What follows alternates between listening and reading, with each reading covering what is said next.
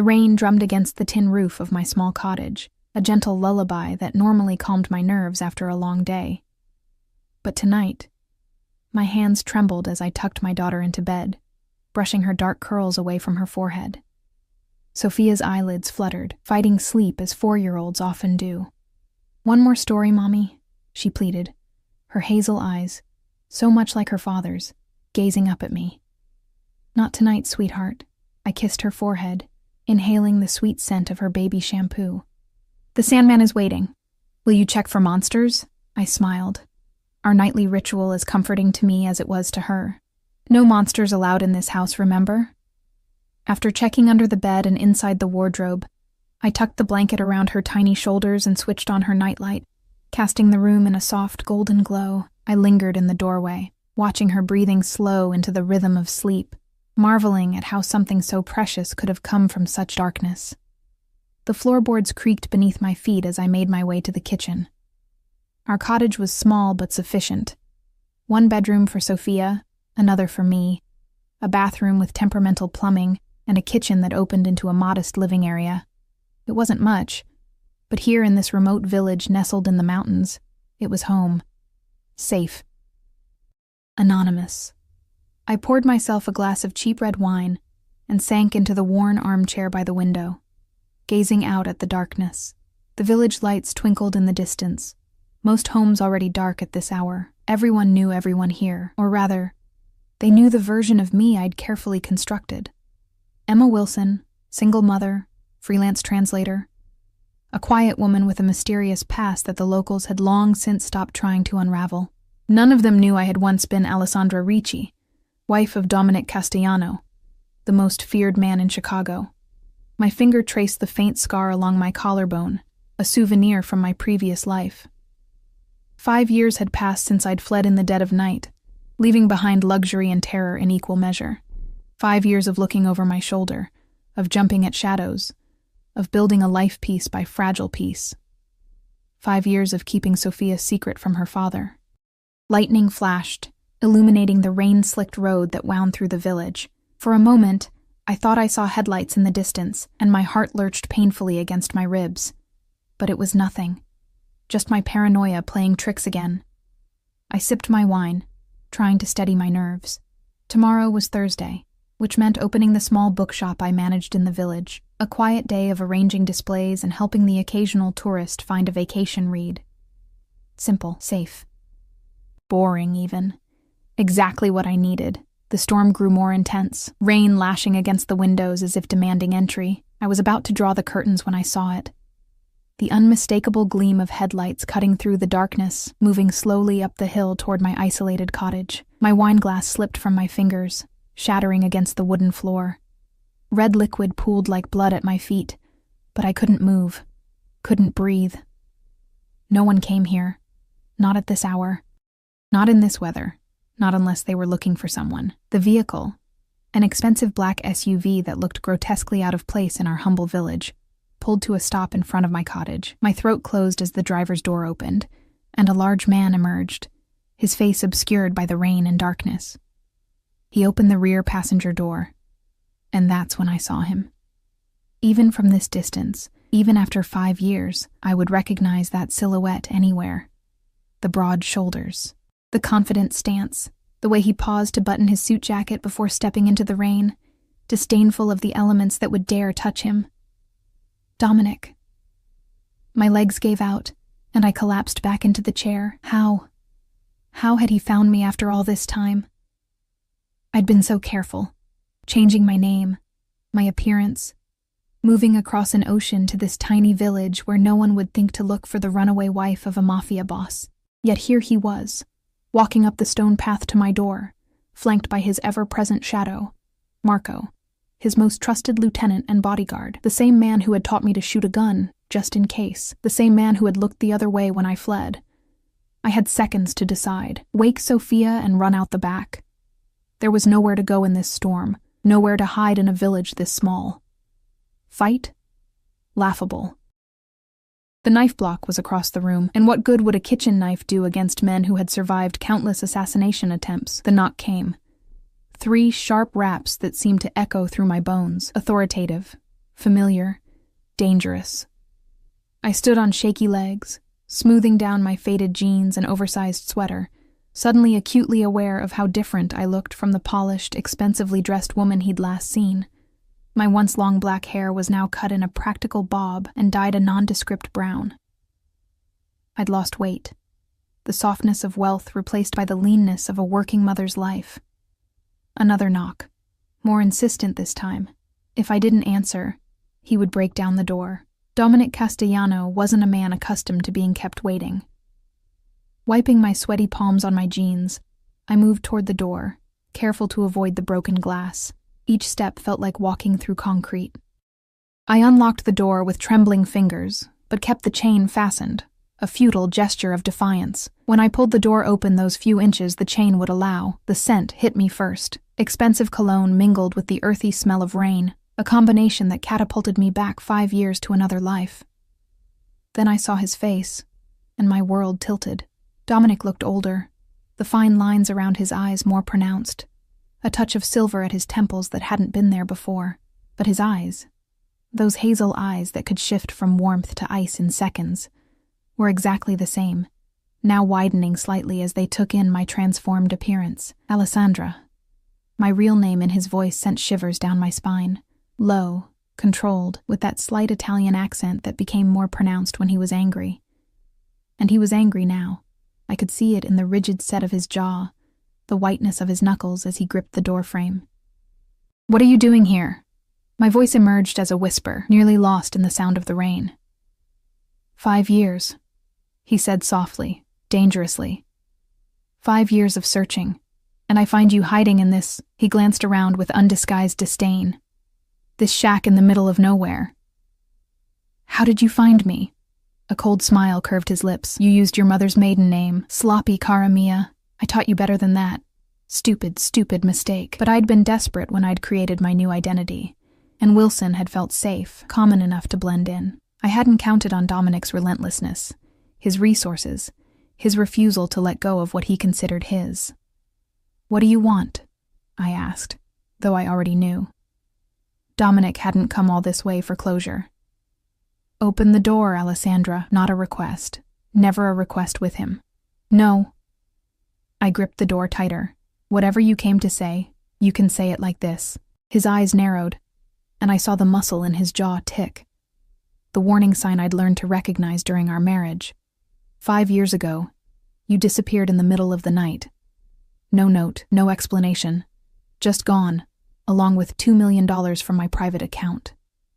His voice remained eerily calm. Now, I've found you living in poverty in this godforsaken village. I think that earns me a proper conversation, don't you? I swallowed hard. The money. Of course he would mention the money first. I needed it to start over. $2 million to live like this? His eyebrow arched in disbelief as he gestured to my modest home. Where's the rest of it, Alessandra? Safe, I said, lifting my chin. Insurance.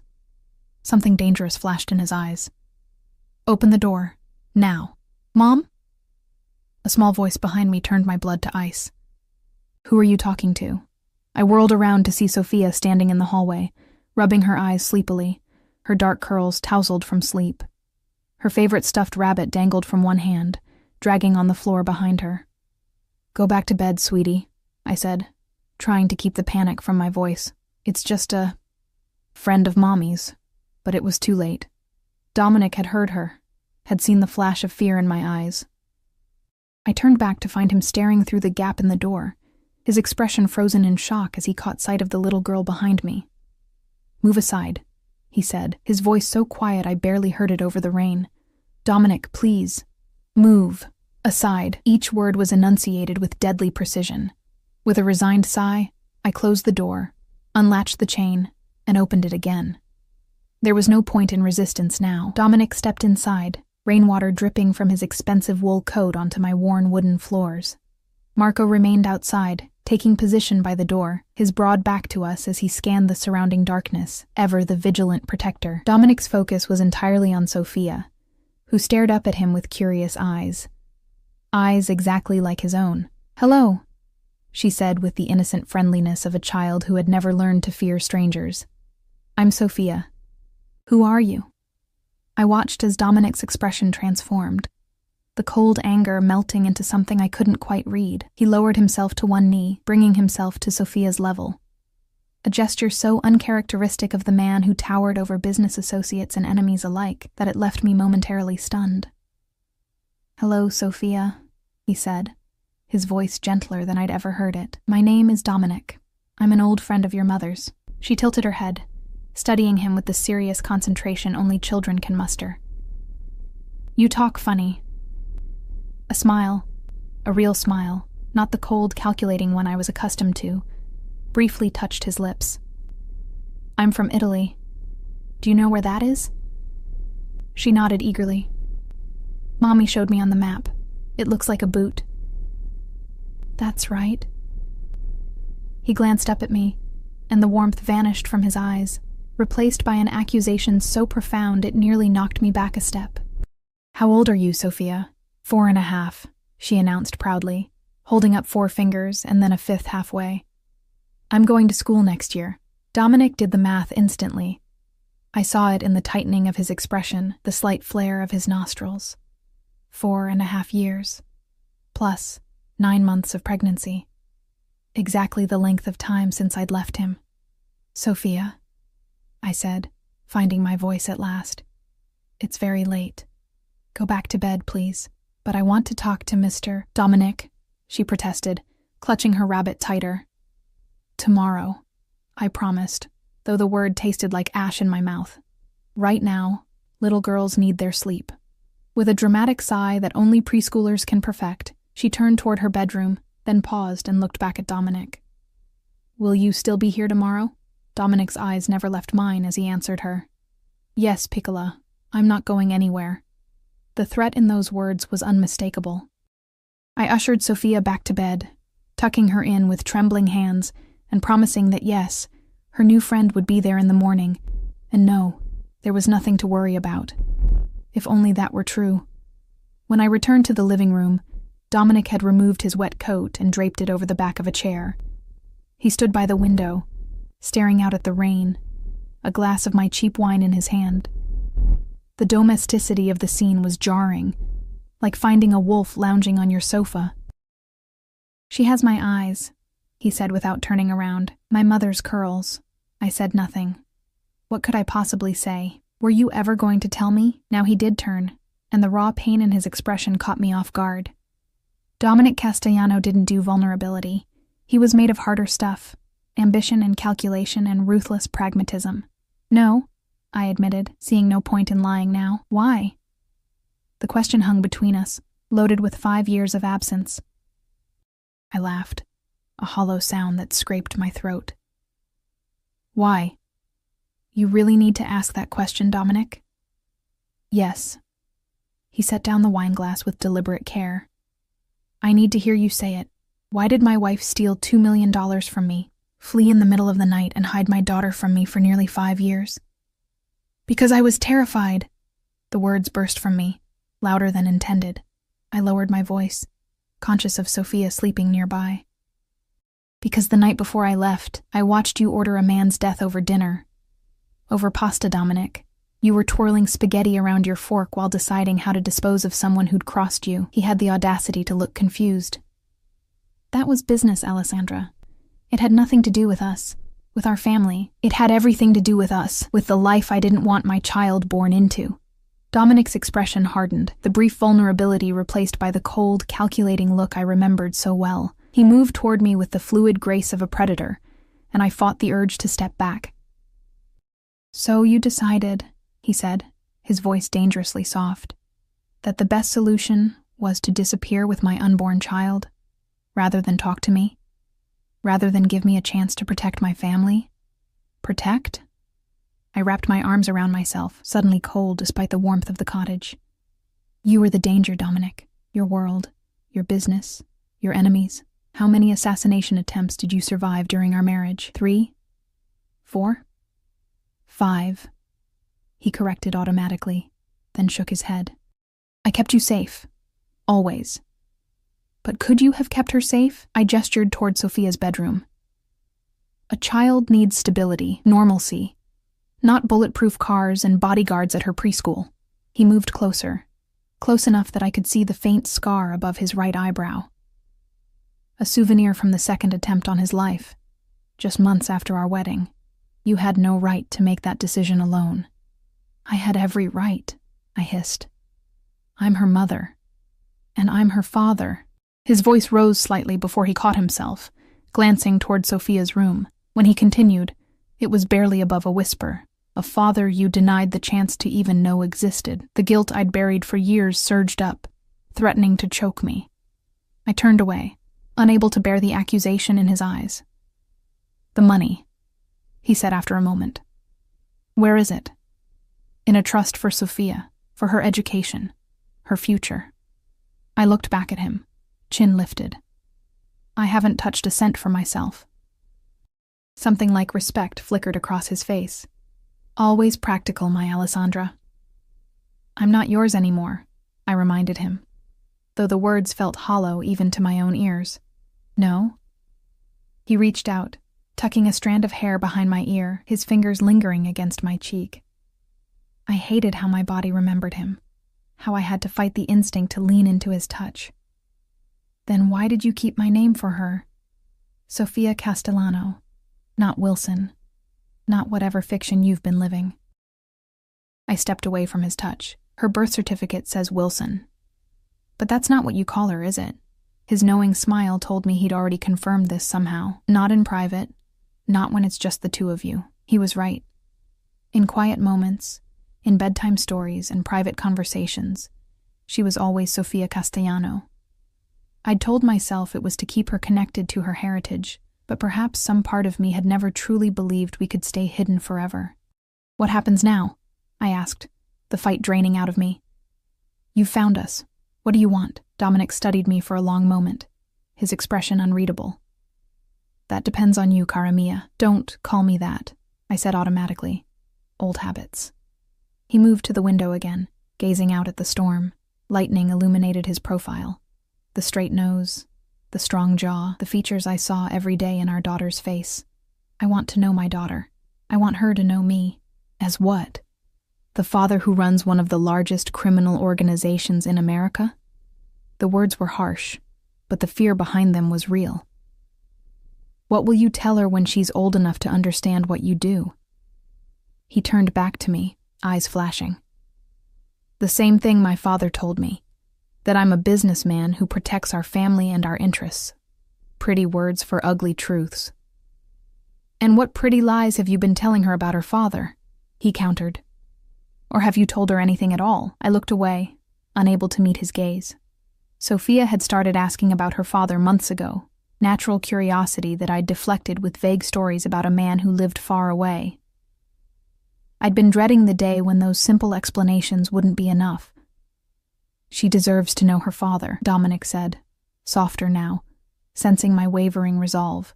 And I deserve to know her. And me? I asked, the question escaping before I could stop it.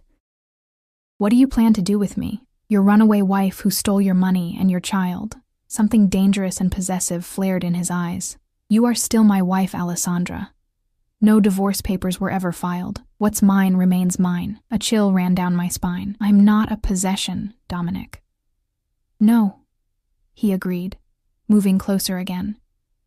You're much more dangerous than that. You're the only person who ever made me vulnerable. The raw honesty in his voice caught me off guard. Dominic never admitted vulnerability. Not even to me. Especially not to me. Is that why you're here? I asked. Because I wounded your pride. Pride? He laughed, a harsh sound with no humor. You think this is about pride? For 5 years I've had men searching every corner of the globe for you. 5 years of wondering if you were dead or alive, if you'd found someone else, if you were happy without me. His voice dropped to a whisper. 5 years of an empty house that stopped being a home the moment you left. I swallowed hard, fighting against the emotion his words stirred. You never struck me as sentimental. I'm not. I'm practical. And the practical truth is that nothing has worked right since you left. He ran a hand through his rain-damp hair, a rare gesture of frustration.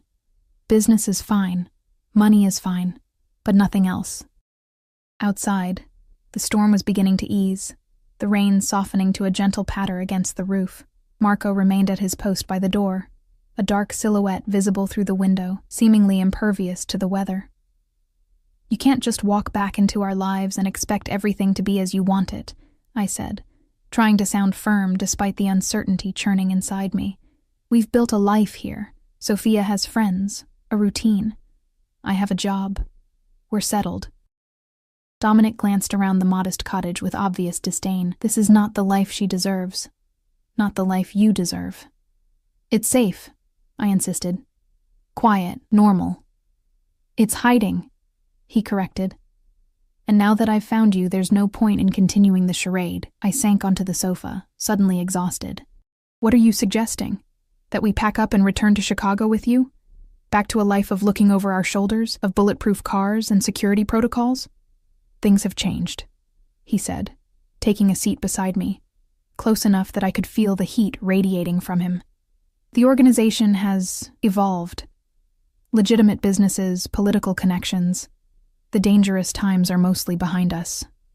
I gave him a skeptical look. "Mostly?" A ghost of a smile touched his lips. "Nothing worth having comes without risk, Alessandra. You taught me that. Sophia isn't a risk I'm willing to take. Nor am I."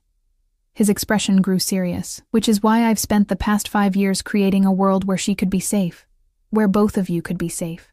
The sincerity in his voice was almost convincing, but I'd learned long ago that Dominic Castellano was most dangerous when he seemed most earnest. "I need time," I said finally. It's too much to process at once." He nodded, though I could see the impatience he was fighting to control. Dominic was not a man accustomed to waiting, to compromise. "You have until morning to decide." "Decide what, exactly?" "Whether you and Sophia return to Chicago willingly, as my family," his voice hardened slightly, "or whether I take legal measures to secure my parental rights." The threat hung in the air between us. I had no doubt that Dominic had the resources and connections to make good on it, to tear apart the life I'd carefully constructed here. "You wouldn't," I whispered, though I knew better. "I've lost 5 years with my daughter," he said quietly. "I won't lose another day." We sat in tense silence as the last of the storm passed, leaving only the soft patter of raindrops and the occasional distant rumble of thunder. Eventually, Dominic stood, straightening his suit jacket with an unconscious gesture of authority. "It's late," he said. "We'll continue this discussion in the morning, when Sophia is awake. I want to meet my daughter properly." "Where will you stay?" I asked, suddenly realizing the implications of his presence in our small village. "There's only one inn, and they'll have questions." A cold smile curved his lips. "I own the property 2 kilometers down the road, the old vineyard. I've owned it for 3 years. The revelation struck me like a physical blow. 3 years? You've known where we were for 3 years, and you just watched us?" "Not quite." He adjusted his cuffs, not meeting my eyes. "I knew you were in this region. The property was a strategic acquisition while my men narrowed down the search. We only confirmed your exact location 2 days ago." My mind reeled at the implications. For years, I'd believed we were truly hidden, truly safe. But Dominic had been closing in all along, patient as a spider weaving its web. "I'll send a car for you both at 9 tomorrow morning," he said. "All business now. Pack whatever is essential for Sophia. The rest can be replaced." "I haven't agreed to anything yet," I protested. He paused at the door, looking back at me with an expression that mingled determination with something softer, something almost like hope. "Sleep well, Alessandra. Tomorrow is the first day of our daughter's real life, with both her parents." With that, he opened the door and stepped out into the damp night. Marco materialized from the shadows, opening an umbrella over his boss with practiced efficiency. I watched through the window as they walked to the waiting SUV, Dominic's back straight, his stride confident, as if he'd already won. Perhaps he had. I locked the door and leaned against it, sliding down until I sat on the floor, my knees drawn up to my chest. The house felt different somehow, as if Dominic's presence had altered its very atmosphere. tainting my sanctuary with memories and fears I'd spent years trying to outrun. Sleep was out of the question. Instead, I made coffee and sat at the kitchen table, watching the hours tick by on the old clock above the stove. My mind raced through options, scenarios, possible futures. None of them seemed to lead anywhere but back to Dominic. I could run again, wake Sophia and flee in the night, but where would we go? How far could we get before Dominic's resources caught up with us? And what would another uprooting do to Sophia, who had only ever known the stability of this village? I could fight him legally, but with what? I had stolen his money, fled with his child, created false identities. No court would look favorably on my actions, regardless of my reasons. Dominic, with his army of lawyers and connections, would paint me as unstable, unfit. He would win, and I would lose everything. Or I could return with him, back to the life I'd fled, a life of luxury and danger in equal measure. Back to a marriage that had been intense, passionate, but ultimately based on lies. I had fallen in love with Dominic Castellano, believing him to be a successful businessman with old family money. By the time I discovered the truth about his business, I was already wearing his ring, already carrying his name. Dawn broke, pale light filtering through the kitchen window. In a few hours, Dominic would return, expecting an answer, expecting surrender. A small noise from the doorway made me turn. Sophia stood there in her pink pajamas, hair tousled from sleep, clutching her stuffed rabbit. "Mommy? Why are you up so early?" She patted over to me, climbing into my lap with the easy confidence of a child who has never known rejection. I wrapped my arms around her, breathing in the sweet scent of her hair, feeling the solid warmth of her small body against mine. Everything I had done, the running, the hiding, the lies, had been for her, to protect her from Dominic's world, from the violence and danger that surrounded him like an aura. But as I held her, I was forced to confront an uncomfortable truth.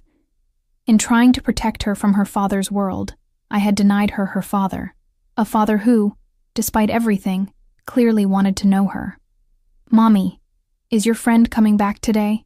Sophia asked, playing with the buttons on my cardigan, the one with the funny voice. "Yes, sweetheart," I said, my decision crystallizing as I spoke. "In fact, there's something important I need to tell you about Mr. Dominic." And Sophia looked up at me with curious eyes, so trusting, so innocent. How could I possibly explain the complexity of her origins in terms a 4-year-old could understand? "What about him, Mommy?" she prompted when I hesitated too long. I took a deep breath. "Sweetheart, do you remember when you asked me about your daddy and I told you he lived far away?" She nodded solemnly. "You said he had important business and couldn't be with us." My heart twisted at her simple acceptance of the half-truths I'd fed her. "Well, Mr. Dominic, he's your father, Sophia. He's your daddy." Her eyes widened, perfect little replicas of Dominic's. "My daddy," she whispered, the concept clearly overwhelming her. Then, with the remarkable adaptability of children, she asked, "Is that why he talks funny? Because he's from Italy, like in my bedtime stories?" I couldn't help but smile. "Yes, that's right. He comes from the same place as those stories I tell you. But why is he here now? Did his important business finish? How to answer that?" I stroked her curls, buying time. "He's been looking for us for a very long time, and he finally found us. He wants to get to know you." Her brow furrowed with the particular concentration she applied to puzzle pieces and difficult coloring book pages. "But if he's my daddy, why didn't we live with him before? Don't mommies and daddies live together?" "Not all mommies and daddies live together," I explained carefully. "Sometimes they live apart because they have different ideas about what's best for their family." "Like when Emma's parents got a divorce?" Sophia asked, referring to a friend from her playgroup. I hesitated. "Something like that, yes." She seemed to consider this, her small face serious. "Will we live with him now?" The question I'd been dreading. "I don't know yet, sweetheart. That's something your daddy and I need to talk about." "I hope we do," she said with startling conviction. "Then I can have a mommy and a daddy, like in the storybooks." Her simple hope pierced my heart. Had I been wrong all these years? Had my fear denied Sophia something essential? The presence of a father who, despite his faults, might have loved her as fiercely as I did? "Let's get you dressed," I said, setting her down gently. Your daddy will be here soon, and we want to look our best, don't we? As I helped Sophia into her favorite blue dress and brushed her unruly curls, my mind continued to race. Whatever I decided, I needed to ensure Sophia's well-being remained the priority. If, and it was still a big if, I agreed to return to Chicago with Dominic, there would need to be conditions, guarantees of safety. The sound of a car approaching pulled me from my thoughts. A glance at the clock confirmed it was barely 8, an hour before Dominic had said he'd send a car. Looking out the window, I saw not the sleek black SUV from last night, but a more modest sedan. Relief flooded through me as I recognized Elena's ancient Fiat. Elena had been my first friend in the village, the owner of the bookshop where I worked, a widow in her 50s with kind eyes and a no-nonsense attitude. She had taken me in when I arrived 5 years ago, visibly pregnant and clearly running from something. She had asked no questions, offered me a job and a shoulder to cry on, and over the years had become like family. Stay here and finish your breakfast, I told Sophia, moving quickly to the door. I needed to intercept Elena before she said anything about Dominic's presence in the village. News traveled fast in small communities, and I had no doubt that the arrival of expensive cars and well-dressed strangers had already become gossip fodder. I stepped onto the porch as Elena was climbing out of her car, her usual basket of fresh bread and pastries in hand. Our Saturday morning ritual, breakfast and coffee while Sophia played in the garden. Emma, she called, using the name I'd adopted here. I brought those chocolate croissants that Sophia loves, and we need to talk about the strangers who've taken over old Bianchi's vineyard. Maria at the cafe says they're Italian, and Giovanna swears she saw men with guns. Can you imagine? In our village. She stopped abruptly as she reached the porch, her eyes narrowing as she took in my appearance. I'd dressed with unusual care this morning, a simple blue dress that I knew brought out my eyes, my hair styled rather than pulled back in its usual practical ponytail. What's happened? Elena asked, her voice dropping. You look different. Before I could answer, the door opened behind me, and Sophia bounded out, her face lighting up at the sight of Elena. Nonna Elena, guess what? My daddy is coming to visit today. He talks funny like the people in Mommy's stories. Elena's basket slipped from her fingers, spilling pastries across the porch. Her eyes flew to mine, wide with shock and concern. Emma? Sophia, why don't you take the pastries inside and put them on a plate? I suggested, keeping my voice light. Remember to wash your hands first. Once Sophia had disappeared inside, Elena gripped my arm. What is she talking about? Has he found you? The man you've been running from? I nodded, unable to speak past the lump in my throat. Dio mio, she muttered, crossing herself. What will you do? Do you need help?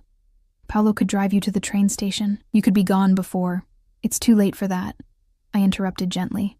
He was here last night. He's coming back this morning, and... I took a shaky breath. I'm not sure I want to run anymore. Elena stared at me as if I'd lost my mind. But the things you told me about him, about his business, I know. I bent to pick up the scattered pastries, needing something to do with my hands. It's complicated, Elena. He's Sophia's father. He has rights. Rights? Her voice rose before she caught herself, glancing toward the door. Men like that don't care about rights. They take what they want. She wasn't wrong. But she also didn't know Dominic like I did. The complexity of him. The layers that existed beneath the ruthless exterior. The man who had held my hand through 12 hours of labor when his own mother was dying. Who had taught himself to cook because he noticed I missed my grandmother's recipes. Who had once tracked down a rare first edition of my favorite book just to see me smile. I need to think about what's best for Sophia, I said finally. Elena's expression softened. And what about what's best for you, Kara? You've spent 5 years building a life here, finding peace. Can you really go back to that other world? It was the question I'd been asking myself all night. Could I? The answer terrified me. I don't know, I admitted. But I do know that running again isn't the answer. Sophia deserves stability and maybe she deserves to know her father, too. Elena didn't look convinced, but she squeezed my hand in silent support. Whatever you decide, you are not alone. Remember that. We went inside, where Sophia was attempting to arrange pastries on a plate, with the careful concentration of a child determined to prove her capability. The domestic normalcy of the scene, sunlight streaming through the windows, the scent of coffee and chocolate in the air. Sophia's chatter about the butterfly she'd seen in the garden yesterday felt precious and fragile, as if it might shatter at any moment. Elena stayed for coffee, her usually animated conversation subdued. She watched Sophia with a grandmother's indulgent love, occasionally shooting worried glances my way. When the sound of approaching vehicles reached us, her face paled. "That will be him," I said, setting down my coffee cup with a hand that only slightly trembled. "Elena, would you mind taking Sophia to the garden for a few minutes? I need to speak with Dominic alone first." Elena nodded, her lips pressed into a tight line of disapproval. "Come, Piccola," she said to Sophia, forcing cheerfulness into her voice. "Show me if those seeds we planted last week have started growing." As they disappeared through the back door, I moved to the front window. 2 vehicles had pulled up outside, the black SUV from last night, and behind it, a sleek silver Maserati that seemed to gleam even in the muted morning light. Ostentatious, unmistakably Dominic. He emerged from the Maserati dressed impeccably in what I recognized as a tailored Brioni suit, dark gray with the faintest pinstripe, a crisp white shirt underneath, business attire, not casual weekend wear, a statement of intent. Marco and another man I didn't recognize exited the SUV, taking up positions that gave them clear sightlines to the surrounding area. Always the security detail, always the vigilance that had been such a suffocating part of my life with Dominic. I opened the door before he could knock, needing to maintain whatever small sense of control I could. "You're early."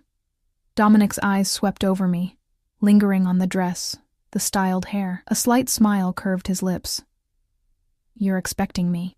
"Yes." I stepped aside to let him enter. "Sophia knows you're her father," I told her this morning. He stilled, something vulnerable flashing across his face. "What did she say?" "She's for Dominic. She asked if you talk funny because you're from Italy, and if we'll be living with you now because mommies and daddies are supposed to live together." "And what did you tell her?" he asked, his voice carefully neutral. "That I don't know yet, that we need to talk about it." I gestured toward the living room, which is why I asked Elena to take her to the garden for a few minutes, so we can establish some ground rules before you see her again. A flicker of irritation crossed his features. Dominic Castellano did not respond well to rules imposed by others, but he nodded and followed me to the living room. He didn't sit, instead moving to the window that overlooked the back garden, where Sophia was crouched beside Elena, examining something in the soil. "She likes to garden?" he asked, his voice softening as he watched his daughter. "She loves it. Anything to do with nature, really. She collects leaves and interesting stones, rescues earthworms from the sidewalk after it rains. She has your compassion," he murmured, still watching Sophia. "And your curiosity," I found myself adding. "She never stops asking questions. Always wants to understand how things work, why things are the way they are." Dominic turned from the window, his expression unreadable. "You said you wanted to establish rules. Go ahead." I took a deep breath, gathering my courage. "If, and I stress if, I agree to return to Chicago with you, I need guarantees. Sophia's safety comes first. Always. No exceptions." "That goes without saying." "It needs to be said explicitly," I insisted. "No business discussions in the house, no weapons where she might find them, no dangerous people anywhere near her." He inclined his head in agreement. "What else?" "We present a united front to her. Whatever issues exist between us, we don't involve her." "Agreed. I have full say in her education, her activities, her daily routine." A slight frown creased his brow. "Within reason. I expect to have input as her father." "Fine. Within reason." I clasped my hands to stop them from trembling. "And one more thing. The most important thing. If at any point I feel that she's in danger because of your business, I reserve the right to leave with her, immediately and without interference from you." His expression hardened. "Unacceptable. Non-negotiable." I countered. We stared at each other, the familiar battle of wills that had characterized so much of our marriage. Finally, he spoke, his voice low and intense. I will give you my word that if a genuine threat to Sophia emerges, I will personally ensure both of you are taken somewhere safe until the threat is neutralized. But you will not disappear with my daughter again, Alessandra. Not ever. It wasn't exactly what I wanted, but it was probably the best I would get. And what about us? What exactly are you expecting if I agree to return?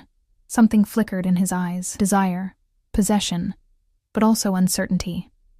Dominic Castellano, uncertain. It was almost unthinkable. You're my wife, he said simply. On paper only, I reminded him. 5 years is a long time, Dominic. We're different people now. Are we?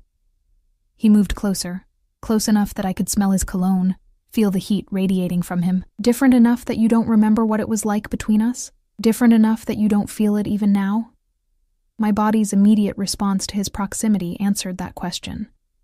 But I forced myself to step back. Physical attraction isn't enough to build a life on. It never was. No, he agreed, surprising me. But it's a starting point. The rest. Perhaps we can rediscover it, or create something new. Before I could respond, the back door burst open, and Sophia came racing in, Elena following behind with an apologetic expression. Sorry, she mouthed to me. She saw him through the window. But I barely registered Elena's words, transfixed by the sight of Sophia skidding to a halt in front of Dominic, her eyes wide with excitement and trepidation. Are you really my daddy? She asked, staring up at him with naked hope on her small face. Dominic, the man who commanded respect with a glance, who could reduce hardened criminals to stammering with a single cold smile, seemed momentarily at a loss for words. Slowly, he knelt down to her level, just as he had last night. Yes, Piccola, he said softly. I am your daddy. For a moment, Sophia simply stared at Dominic, absorbing this confirmation of her world's sudden expansion. Then, with the impulsive trust of childhood, she threw her arms around his neck. I watched as Dominic froze, clearly caught off guard by this unrestrained show of affection. After a heartbeat of hesitation, his arms came up to encircle her tiny frame, holding her with a gentleness I'd rarely seen from him. His eyes closed briefly, and when he opened them again, they met mine over Sophia's head. The raw emotion there, a mixture of wonder, gratitude, and something that looked almost like fear, struck me to my core. I always wanted a daddy, Sophia announced, pulling back to examine Dominic's face with frank curiosity. Mommy said you were doing important business, but I wished you would visit. Dominic's throat worked as he swallowed. I wish I could have visited sooner, Piccola. I've been looking for you and your mommy for a very long time. Why couldn't you find us? She asked, her head tilting in that characteristic way when she was puzzling something out. Didn't you know where we lived? I tensed, waiting to see how Dominic would navigate this potential minefield. Would he throw me under the bus, tell our daughter that her mother had deliberately hidden her from him? But Dominic surprised me. Sometimes, Sophia, grown-ups make complicated decisions because they think they're doing what's best. Your mommy wanted to keep you safe, and I wasn't able to find you until now. But what matters is that we're together now. Yes? Relief flooded through me at his diplomatic response. Sophia, however, wasn't entirely satisfied. But why did Mommy think we needed to be safe from you? Are you dangerous? Elena made a small choking sound from the doorway, and I shot her a warning glance. Dominic's face remained impressively neutral as he considered his answer. I would never harm you or your mother, Sophia. Never. But my work. Sometimes it can bring complicated situations. He looked up at me, as if seeking guidance on how much to reveal.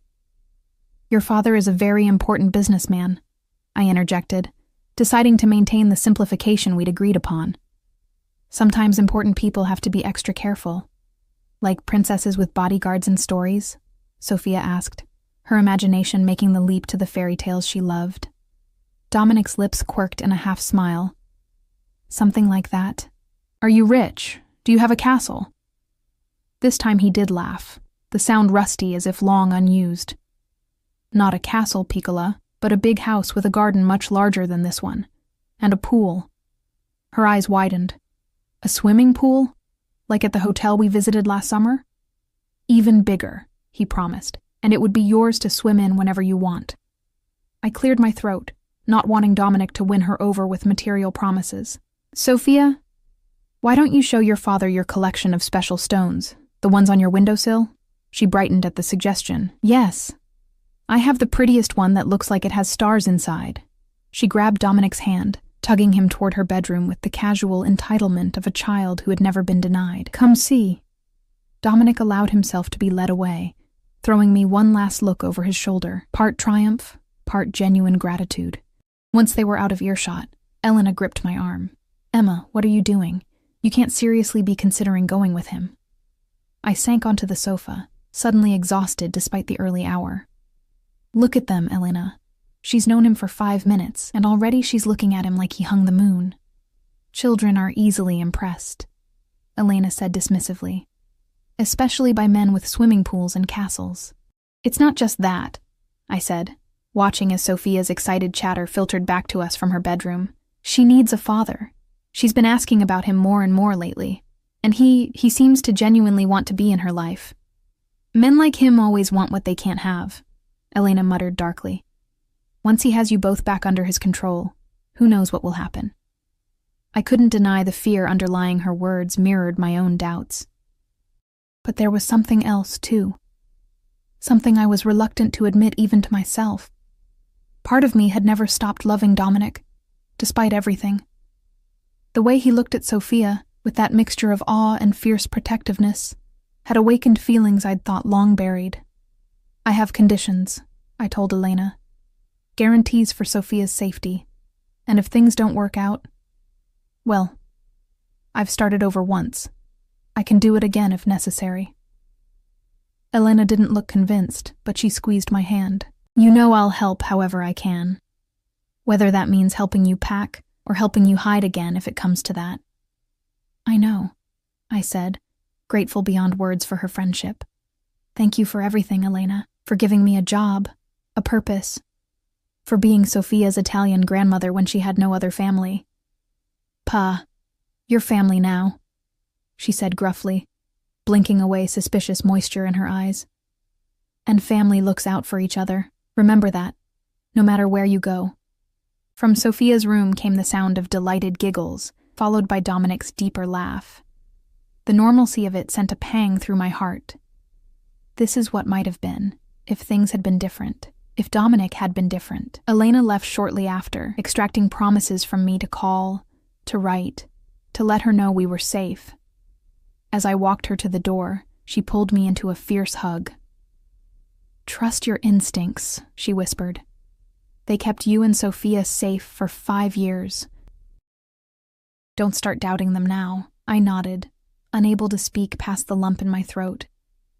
Elena had been my anchor in a turbulent sea, and leaving her behind felt like casting off my last line of safety. When I returned to the living room, Dominic and Sophia were coming out of her bedroom, hand in hand. Sophia clutched a small felt pouch that I recognized as her collection of special treasures. I showed Daddy all my stones and my butterfly wing and the blue feather I found last week, she announced proudly, and he said I could bring them all to our new house and he'll get me a special shelf to display them. I raised an eyebrow at Dominic. Did he now? That's presumptuous of him, since we haven't decided anything yet. Dominic had the grace to look slightly abashed. I may have gotten ahead of myself. Mommy, can we go see Daddy's house? Please? He says there are horses nearby. Sophia was practically vibrating with excitement, already won over by the promise of animals and adventure. I sighed, shooting Dominic an accusatory look. You're not playing fair. He shrugged, not bothering to deny it. I've lost 5 years with my daughter. I'm not above using any advantage I have. I need to talk to your father alone for a minute, I told Sophia. Why don't you go pack your favorite toys in your backpack, just in case we decide to visit his house today? She needed no further encouragement, rushing back to her room with the focused energy only a child can muster for an exciting task. That was manipulative, I said, once she was out of earshot. Promising her horses and swimming pools and special shelves, I offered her nothing I can't provide, Dominic countered, and nothing I wouldn't have given her all along had I known she existed. I couldn't argue with that, as much as I wanted to. She's excited now because it's new and you're essentially a fairy tale come to life, the mysterious father bearing gifts. But real life isn't a fairy tale, Dominic. What happens when she sees the reality of your world? She'll see a father who adores her and will move heaven and earth to keep her safe and happy. He moved closer, his voice softening. And a mother who was brave enough to do what she thought was right, even when it broke her heart. The unexpected understanding in his words caught me off guard. You think it broke my heart to leave? Didn't it? He reached out, his fingers lightly tracing the line of my jaw. It nearly destroyed me when you disappeared. I can't believe you walked away unscathed. I pulled back from his touch, unwilling to show how it still affected me. I did what I had to do to protect our child. And now I'm asking you to trust me to protect both of you. To come home, Alessandra. Not just for Sophia's sake, but for your own. For mine. His naked vulnerability was more persuasive than any argument or threat could have been. The Dominic I had known rarely showed weakness, rarely admitted to needing anyone. This was new territory. If I agree, I said slowly, we take it one day at a time. No promises beyond that. Hope flared in his eyes. Does that mean you're coming? It means I'm willing to try for Sophia's sake. I held up a hand when he started to speak. But my conditions still stand. Her safety comes first. Always. Always. He agreed without hesitation. And we don't rush things between us, I added. We may still be legally married, but in every way that matters, we're strangers now. Something like pain flickered across his face, but he nodded. Your terms are acceptable, for now. I'll need a few days to settle things here. To say proper goodbyes, to arrange for someone to take over the cottage lease. Already taken care of, Dominic interrupted smoothly. The cottage is paid off through the end of the year. Elena will continue to receive her salary as bookshop manager. Your neighbor, Mrs. Rossi, has agreed to tend your garden and look after anything you leave behind. I stared at him. You've been busy. I told you. I've known your approximate location for some time. I've had contingencies in place for when, not if, I found you. His confidence should have angered me, but instead it brought an odd comfort. It was so quintessentially Dominic, the strategic planning, the attention to detail, the absolute certainty that he would get what he wanted in the end. There's a jet waiting at the private airfield outside Milan, he continued. We can be home by tonight. Today? I hadn't expected things to move so quickly. That's too fast. I need time to process this, to prepare Sophia. She seems quite prepared to me, Dominic observed dryly, gesturing toward the hallway where Sophia had reappeared, struggling under the weight of a backpack nearly as large as she was. I packed Bunny and Rex and my fairy books and my special blanket and my rain boots, because Daddy said it might rain in Chicago sometimes, she announced breathlessly. Can we go now? Can we see the horses today? I looked from my daughter's excited face to Dominic's expectant one and realized I was outnumbered. Let me pack a few things, I said, surrendering to the inevitable.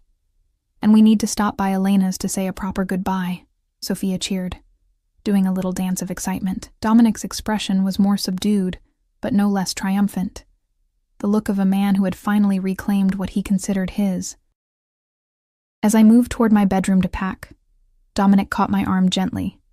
Thank you, he said quietly, his eyes sincere in a way I rarely remembered seeing. For giving us, this chance.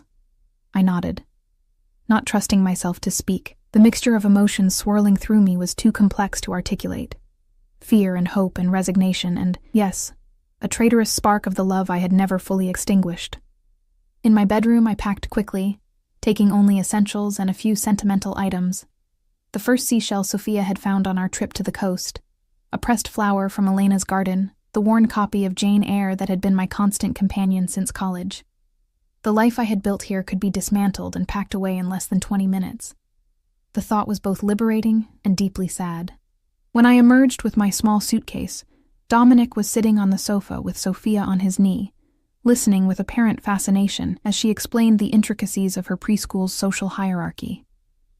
The domesticity of the scene struck me like a physical blow. This is what we might have had all along, had circumstances been different. Ready? Dominic asked, looking up. As I'll ever be, I replied. trying to sound more confident than I felt. The drive to Elena's was brief and tearful. My friend hugged Sophia fiercely, making her promise to call every week and to remember her Nonna Elena even in her fancy new life. To Dominic, she offered only a cool nod and a warning glance that promised retribution if he failed to keep us safe.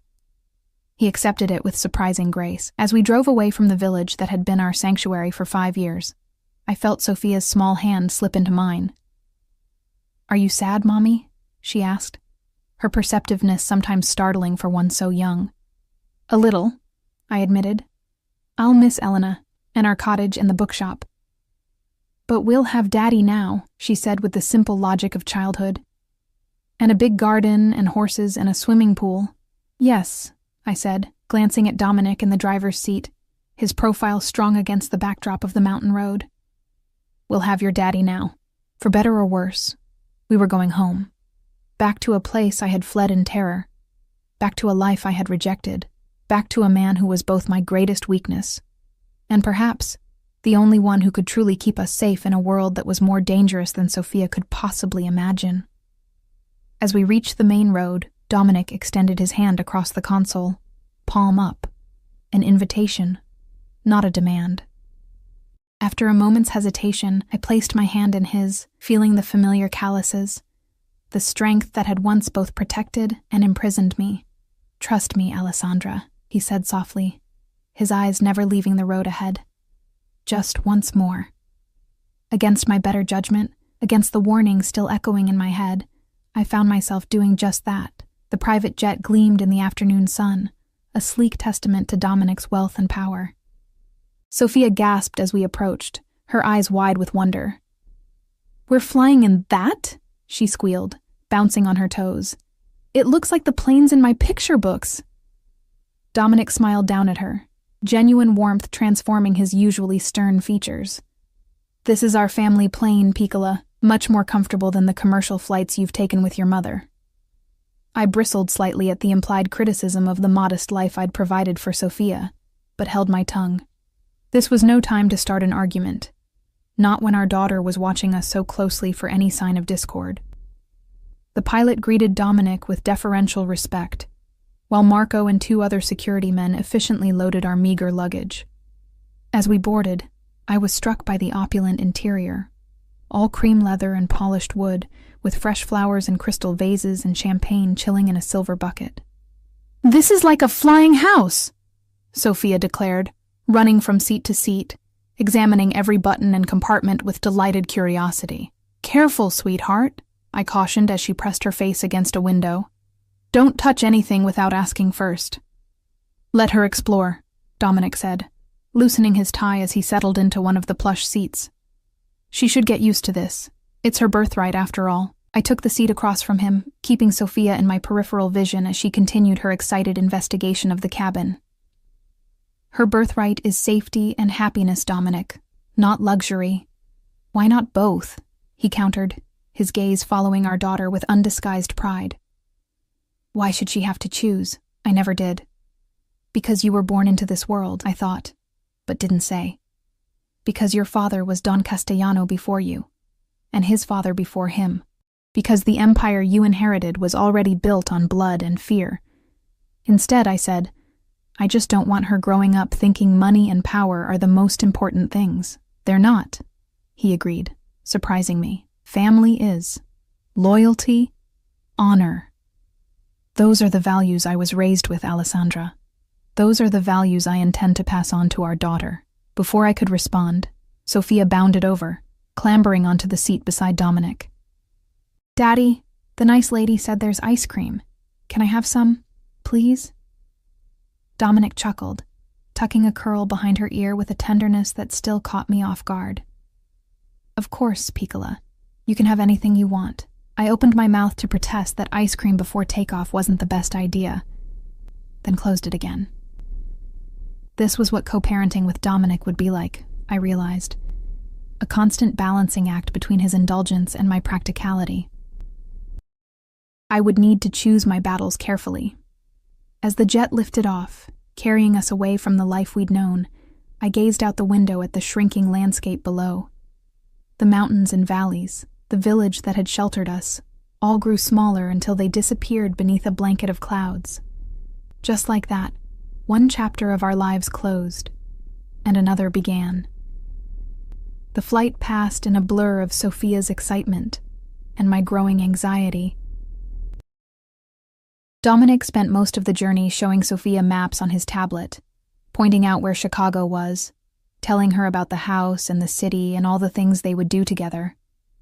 I watched them, this father and daughter getting to know each other, and felt both joy and fear in equal measure. By the time we began our descent into Chicago, Sophia had fallen asleep, her head resting trustingly against Dominic's chest, his arm protectively around her small shoulders. He looked up, catching me watching them. "She's exhausted," he said softly, brushing a strand of hair from Sophia's forehead. "The excitement was too much. She'll probably sleep through the night," I agreed. "Time zone changes usually hit her hard." "I've had the guest wing prepared for you both," Dominic said, his voice carefully neutral. "Your old rooms. I thought they might be too full of memories." I nodded, grateful for this small consideration. The master suite we had once shared held too many complicated emotions, too many nights of passion followed by dawning realizations of the man I had truly married. "Thank you," I said simply. As the jet touched down, I felt the familiar knot of tension form in my stomach, the one that had been my constant companion during my marriage to Dominic. Chicago had never truly felt like home to me, always more like a beautiful prison where I was watched, protected, and ultimately controlled. A motorcade of black SUVs waited on the tarmac, 3 identical vehicles, a security precaution I remembered well from before. Dominic carried the still sleeping Sophia himself, refusing Marco's offer of assistance. I followed them down the steps, the humid Chicago air hitting me like a wall after the cool mountain climate I'd grown accustomed to. "Welcome home, Mrs. Castellano," Marco said quietly as he helped me into the middle SUV. Home. The word felt foreign, uncomfortable. But as Dominic settled beside me, Sophia cradled against his chest, I realized that home wasn't the sprawling mansion we were heading to. Home was wherever my daughter was. And for now, at least, that meant being here, with Dominic. The drive through the city stirred a complex mix of emotions. Recognition of familiar landmarks mingled with the strangeness of returning to a place I'd fled in terror. Chicago's skyline glittered against the darkening sky, beautiful and intimidating. Nothing had changed, and yet everything had.